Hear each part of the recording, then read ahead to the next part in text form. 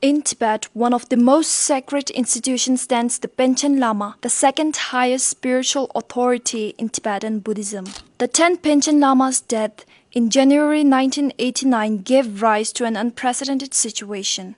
This was the first time since the Chinese occupation of Tibet that the search for a reincarnation of one of the most important religious institutions, the Panchen Lama, would take place. On May 14, 1995, His Holiness the Dalai Lama announced a decision that would echo across the world.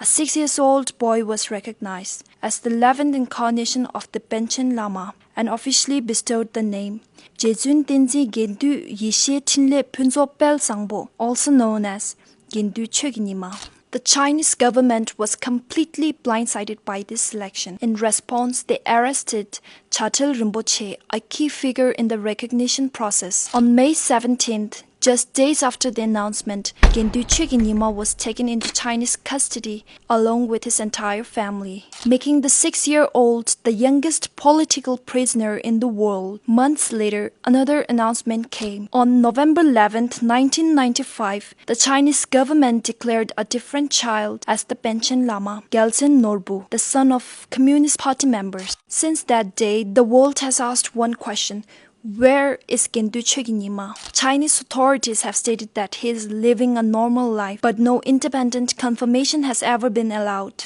Decades have passed. The child would now be a grown man. In a land where reincarnation connects past and future, one life remains hidden. A story unfinished, a question unanswered.